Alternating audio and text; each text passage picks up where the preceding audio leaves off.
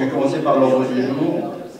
Hein, on a désigné le secrétaire. Qu'est-ce qu'on a désigné comme secrétaire? On ne l'a pas désigné. Qui n'a jamais été secrétaire? Isabelle. La première que j'ai vue. C'était Bruno. Alors, il laisse sa place à Isabelle. Parfait. Donc, l'ordre du jour, vous allez voir, on a l'ordre du jour le plus copieux qu'on ait jamais eu. J'espère que vous avez rien ce soir. Puisque, en fonctionnement, on va décider de l'approbation du procès-verbal de la séance du Conseil municipal du 28 février 2025. Pour les finances, on a juste une DM, une décision modificative au budget pour l'année budget loisirs. Ensuite, on va parler d'une subvention, d'une demande d'une subvention au fonds vert pour l'école. Et puis ensuite, on parlera très vite fait de l'aménagement de la commune, et notamment pour les travaux de rénovation d'éclairage. Et on finira par une décision communautaire, notamment dans l'exercice de la compétence GEMAPI. Et c'est fini, on n'aura plus rien derrière. Vous voyez que ça va être très rapide. Je pense que dans 20 minutes, vous êtes libérés. Alors pourquoi on vous a fait venir pour 20 minutes? Parce que ça serait irrespectueux de le faire. Évidemment, vous me connaissez, je ne fais pas des conseils municipaux pour 20 minutes.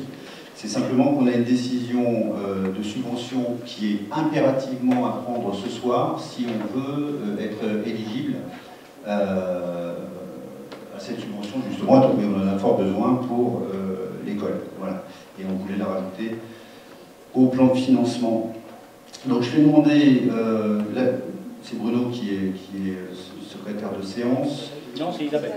C'est Isabelle qui est secrétaire de séance, excusez-moi, et je vais vous demander d'approuver le procès-verbal de la séance du 28 avril 2025. Est-ce qu'il y a eu ou pas des remarques, des questions sur ce compte-rendu? Non. Qui s'abstient? Qui est contre? Merci. Ce procès-verbal est donc approuvé.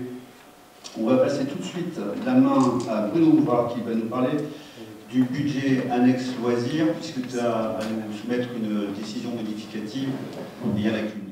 Oui, c'est ça, juste une petite modification au niveau du budget annexe loisirs, en fait un changement dans la ventilation des comptes du budget loisirs.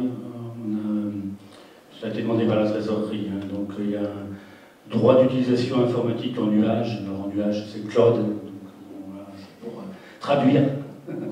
Voilà, bon, c'est traduit en français, donc c'est très bien, on peut traduire en nuage. Donc on a ajouté une dépense de 5 000 € au poste 65 et on a réduit dans le poste énergie-électricité du même montant de 5 000 € dans le poste chapitre 011 au poste 606. C'est bien, on respecte donc notre équilibre au niveau du budget annexe loisirs. Donc, qui s'abstient? Qui vote contre? Personne. Donc, approuvé à l'unanimité. Merci. Eh bien, merci beaucoup. Donc, on passe tout de suite à la réhabilitation de l'école Jacques Maury, notamment une demande de subvention au fonds vert, avec une modification de la demande, justement.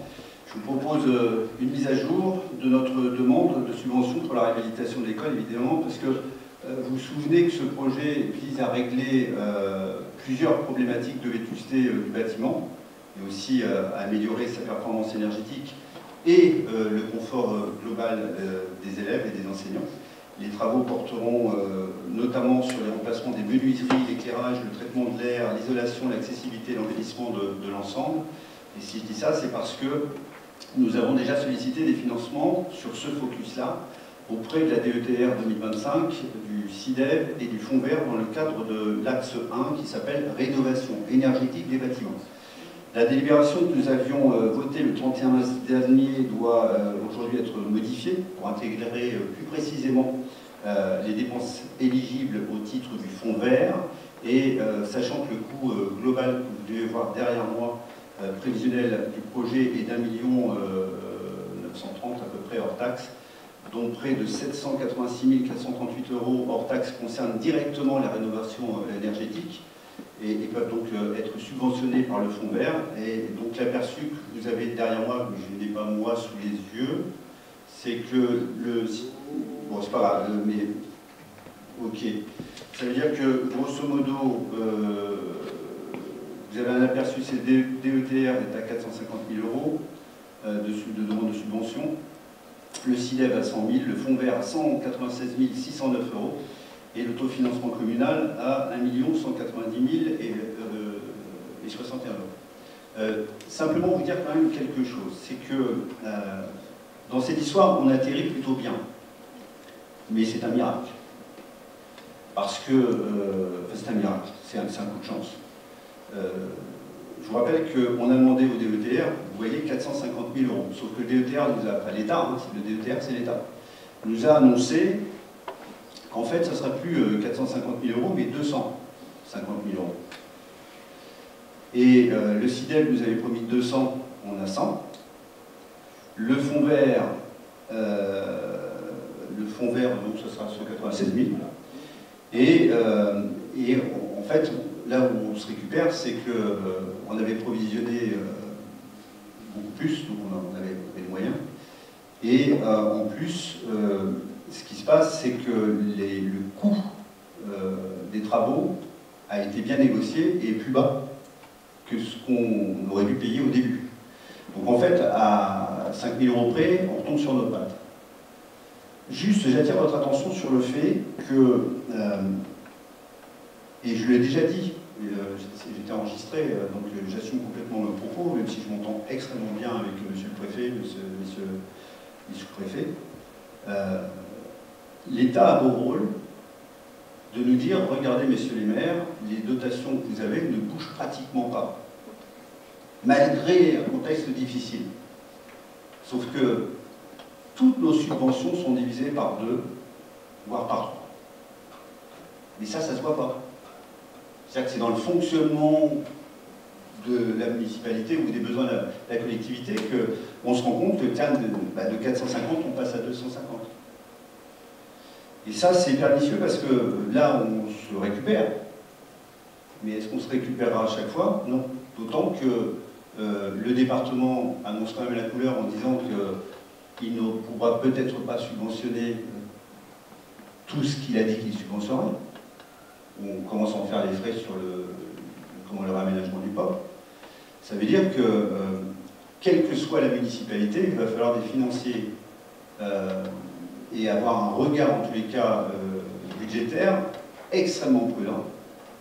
Et quand il y aura de l'épargne, c'est ce qu'on arrive à faire, donc tant mieux. Mais il faut bien savoir si on va l'affecter dans un PPI et pourquoi on va l'affecter. Il y aura forcément, et je vous le dis parce que c'est une certitude, des arbitrages à faire sur notre plan pluriannuel d'investissement. Alors pour l'instant, tout ce qui est engagé, je peux vous assurer qu'on le financera sans problème, etc. Mais il y a des choses qu'on a commencé à envisager entre nous qui vont être difficiles à porter. En tous les cas, dans le délai qu'on s'est donné. Donc on a imaginé pour l'avenir. Parce que tout ce qu'on a décidé qu'on fera, on le fera. Tout ce qu'on a dit plutôt, excusez-moi, je reprends, tout ce qu'on a annoncé à la population, on le fera. C'est surtout ça. On ne trahira pas nos promesses. Mais pour la suite, pour nos projets, pour vos projets dans les commissions, ça risque d'être plus compliqué. Voilà. Est-ce qu'il y a des questions? Des remarques, hein, ce que j'ai déjà dit, je ne trouve pas tout à fait normal que, l'investissement pour les écoles, on ait une subvention qui soit à peine de 40%. Ce qu'il faut savoir, c'est quand même essentiel. Enfin, je veux dire, il y a encore peu de temps, les écoles s'étaient subventionnées presque à 80%. Je peux comprendre qu'une voirie ou un chemin, bon, qu'on n'ait rien, mais des choses à 80% sont des choses où, bon, il était, alors que là, c'est une grosse ville. C'est l'école.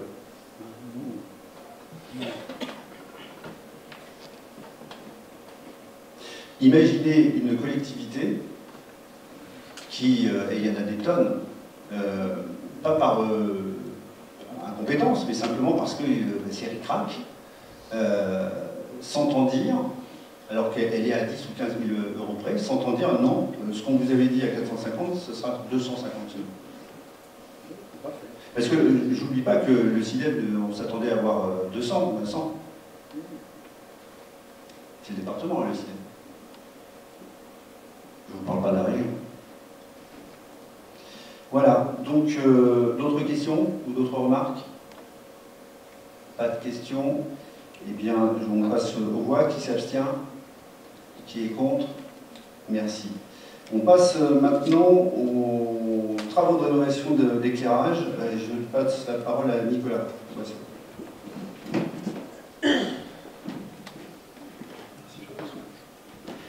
Travaux de rénovation d'éclairage public, convention avec le CIDE.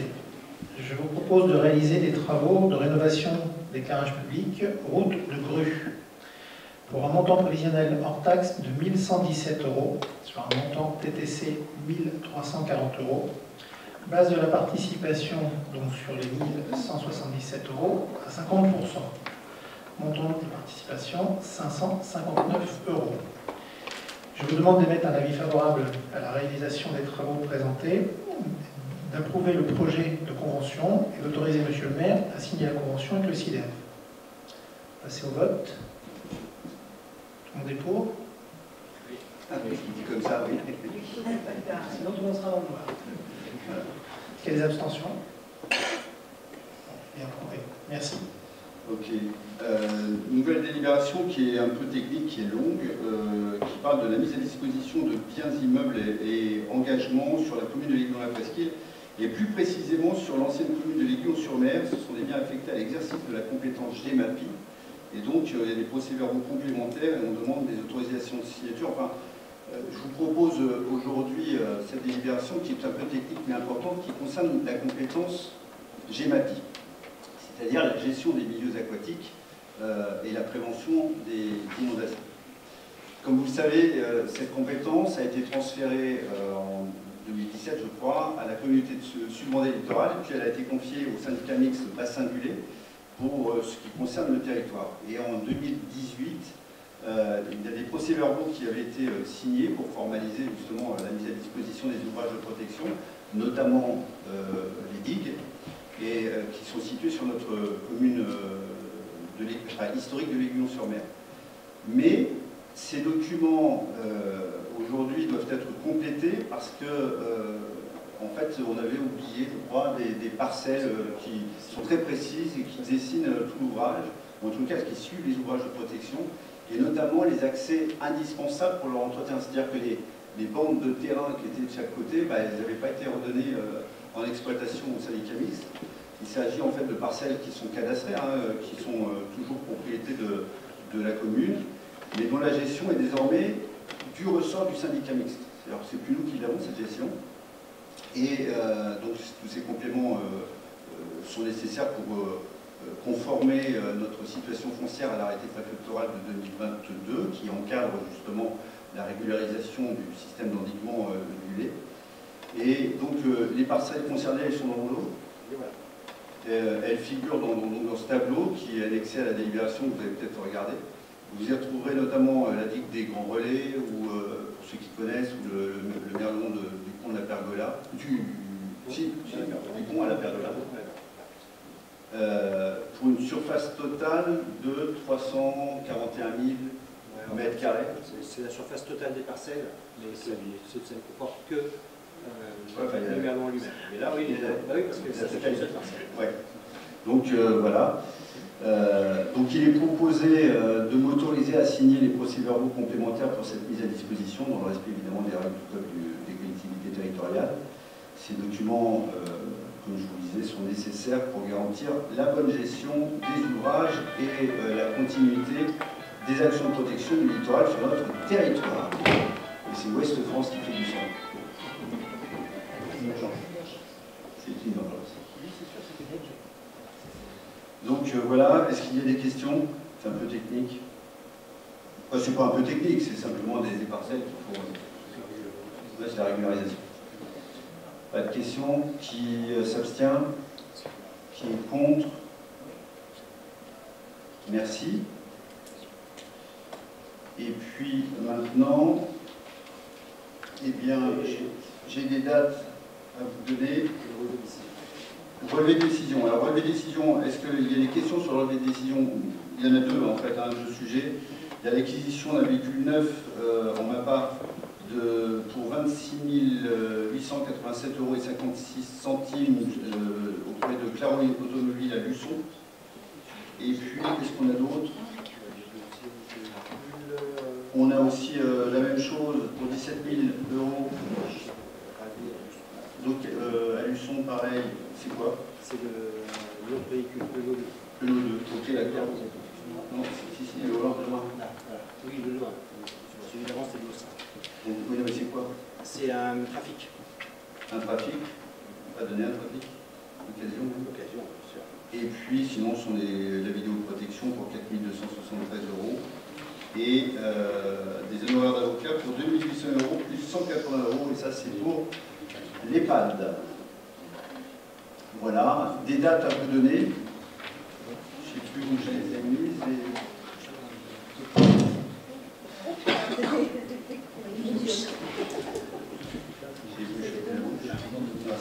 Merci beaucoup.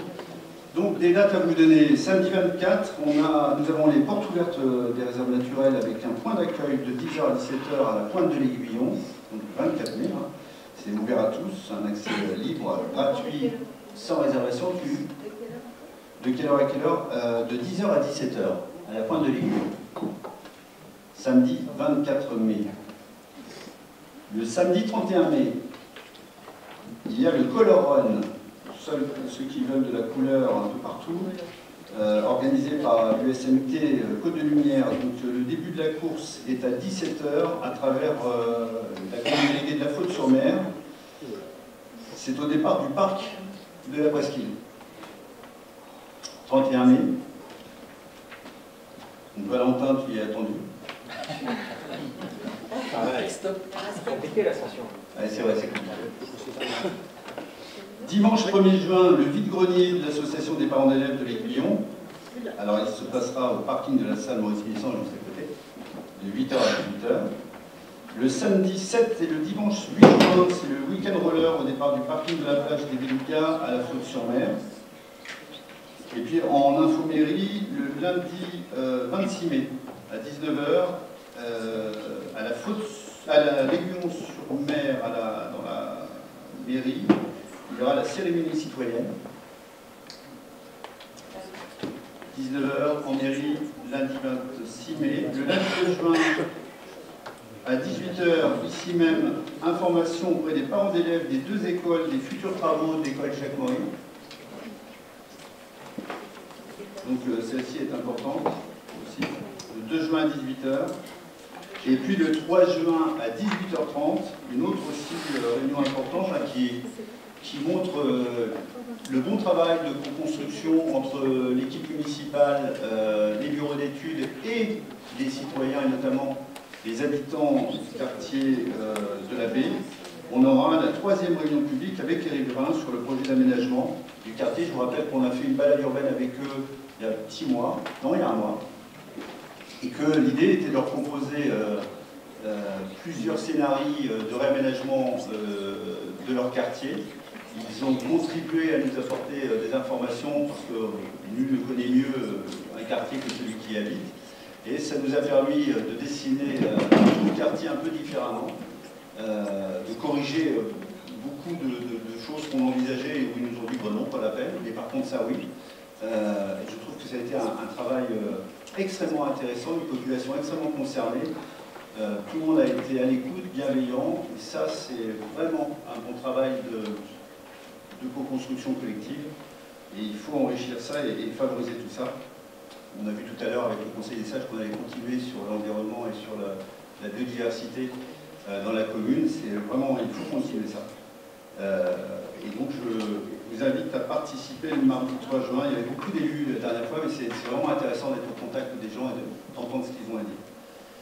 Là, ce sera un rendu pour le coup. C'est-à-dire qu'on leur dira, voilà, compte tenu de ce que vous avez dit, voilà ce qu'on peut vous proposer, et il y aura encore des discussions. Et d'ici là, je vous souhaite une agréable soirée.